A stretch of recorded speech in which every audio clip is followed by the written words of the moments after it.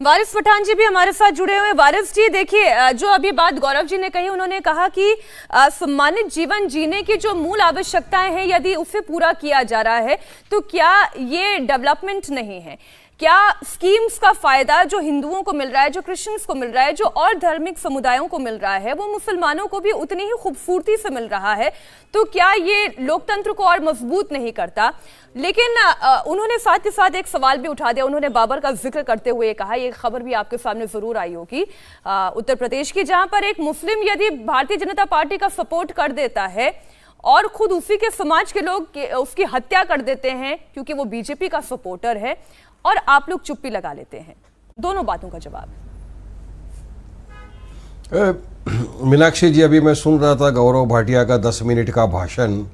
उन्होंने उसमें काफ़ी मुस्लिम महिलाओं के बारे में दुख दर्द जताया, मुसलमानों की बातें की, बाबर की बातें की, मगर कहीं पर भी उन्होंने हमारी जो लाखों के हिसाब से हिंदू बहन एबंडेंट है वृंदावन में, उनके बारे में जिक्र भी नहीं किया। बहरहाल हमारी बहनें हैं, हम उनकी फ़िक्र करते थे, करते रहेंगे।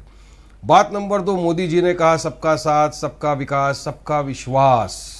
अब मुझे बताइए सबका साथ कैसा होगा? कितने मुसलमानों को भाजपा ने टिकट दे दिया था चुनाव में इलेक्शन लड़ने के लिए? एक बात नंबर 2, अब मोदी जी ने ट्रिपल तलाक के टाइम पे कहा था कि मुसलमान महिलाएं मेरी बहन है। तो मैं पूछना चाहूँगा कि आपने अपनी बहन तो कहा, मोदी जी, कितनी बहनों को आपने कैबिनेट के अंदर या मिनिस्ट्री में एक भी सीट दिया हो या एक भी बर्थ दिया हो? तो ये सिर्फ और सिर्फ जुमलेबाजी करते ये लोग। इनका सबका साथ सबका विकास तो सबसे बड़ा जुमला ही निकल गया। अभी हमने देखा उत्तर प्रदेश में करोड़ों के हिसाब से रुपया खर्चा कर दिया टैक्स पेयर के पैसे से योगी आदित्यनाथ की स्वेरिंग इन सेरेमनी में। 52 मंत्रियों को रखा, एक मुसलमान को दिया। तो ये क्या सबका साथ होगा? जब तक पॉलिटिकल एम्पावरमेंट एक कम्युनिटी का नहीं होगा तो कम्युनिटी आगे कैसा बढ़ेगी? ये तो इनको पता है। अब इन्होंने 5,000 रुपए का राशन दे दिया, पेट्रोल डीजल गैस के भाव इतने बढ़ा दिए, उस राशन को आदमी, एक महिला 1,000 रुपए के गैस के ऊपर जलाएगी। 5,000 रुपए का तुम्हारा महीने का जो राशन आएगा।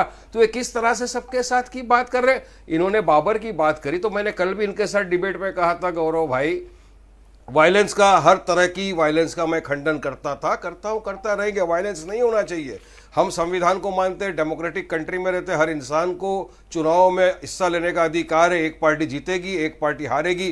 किसी को अगर किसी की जीत का जश्न मनाना है, बना सकता है, मगर उसका इस तरह से कत्ल कर देना गलत बात है, नहीं करना चाहिए। पुलिस कार्रवाई करेगी और जो भी इसके अंदर इन्वॉल्व है उसके खिलाफ केस होगा। पर कुछ सामने आ रही है बातें, वो ये भी दर्शा रहा है कि सिर्फ ये मुद्दा नहीं था, मुद्दा कुछ और बात के ऊपर भी झगड़ा हुआ था, उसकी भी इंक्वायरी होगी।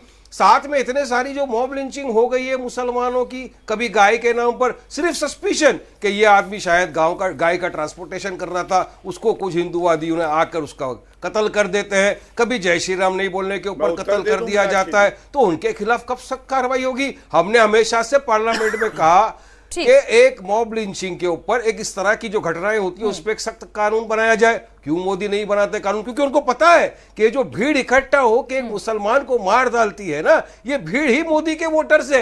ये मानसिकता जो आरएसएस और बीजेपी ने लोगों के दिमाग में डाली है, नफरत की, ये नफरत की मानसिकता हमारे देश की सेकुलरिज्म, प्लुरलिज्म को खोखला करते जा रही है। और इस हद तक पहुंच गए हैं मीनाक्षी जी के इन्होंने देश को बांट दिया। गाय हमारी, बकरा तुम्हारा, भगवा कलर हमारा, हरा कलर तुम्हारा, हर चीज। दो बातें जो मुझे वारिस जी आपकी बात से समझ में आई, और तस्लीम रहमानी जी ने भी जो बात कही, उसका क्रक्स जो मुझे समझ में आ रहा है हर्षी, वो क्रक्स ये है कि सरकार ने मुसलमानों को क्या दिया, ये दोयम दर्जे की बात हो जाती है। सवाल ये उठता है कि जब तक आप पॉलिटिकली एम्पावरमेंट नहीं करते हैं, जब तक आप पॉलिटिकल हिस्सेदारी नहीं देते हैं, तब तक विश्वास पैदा नहीं होता और तब तक वाकई में समाज का एम्पावरमेंट नहीं होगा।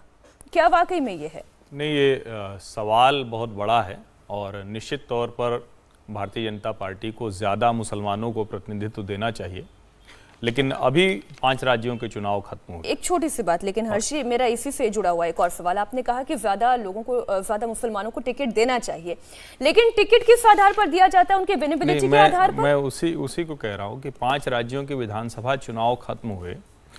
5 राज्यों में हम उत्तर प्रदेश की अगर बात करें, जो देश का सबसे बड़ा राज्य है, वहां मुसलमानों ने वोट ही इसलिए किया कि वो भारतीय जनता पार्टी को हराना चाहते हैं।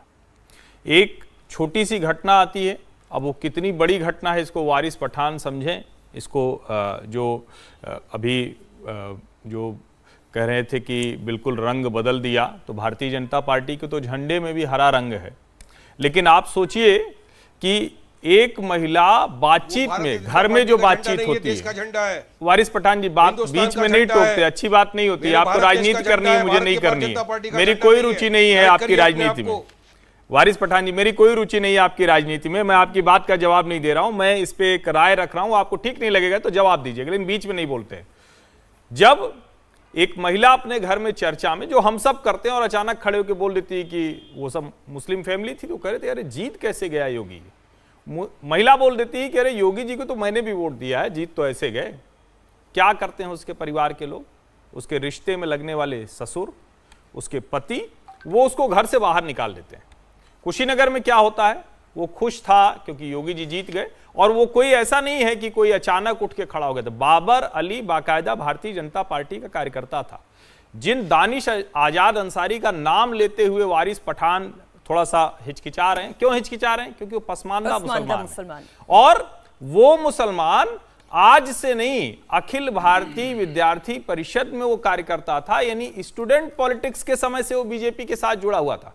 तो निश्चित तौर पर एक बड़ा वर्ग है जो तैयार हो रहा है, लेकिन आप खुलेआम बात नहीं कर सकते, आप घर की चर्चा में महिलाएं बोल नहीं सकती। ये जो किया है, इसके बाद कैसे आप, किस तरह से आप उम्मीद करते हैं कि भारतीय जनता पार्टी आपको मुसलमानों को प्रतिनिधित्व दे, बावजूद इसके कि न तो बिहार में कोई जीता तो भी उन्होंने दे दिया, मंत्री बनाया, न कोई उत्तर प्रदेश में था लेकिन फिर भी उन्होंने दिया, मंत्री बनाया, केंद्र में भी मंत्री बनाया। क्या आप किसी ऐसी मुस्लिम बहुल कॉन्स्टिट्यूंसी से भारतीय जनता पार्टी का प्रत्याशी एक बार जीतते हुए देख सकते हैं क्या? इतने तो नाम वारिस पठान जी की पार्टी के भी खड़े हुए, समाजवादी पार्टी से भी खड़े हुए, अब कितने जीते कितने नहीं जीते, इसलिए मैंने कहा कि विनेबिलिटी के आधार पर क्या टिकट बांटे जाते हैं, या फिर ये देखा जाता है कि कौन से धर्म से आने वाले कितने चेहरों को टिकट दिया जाए जिससे कि सबका एम्पावरमेंट हो। इंडिया टीवी हर वक्त हर जगह डाउनलोड करने के लिए सर्च करें India TV news Google play store या ऐप स्टोर पर।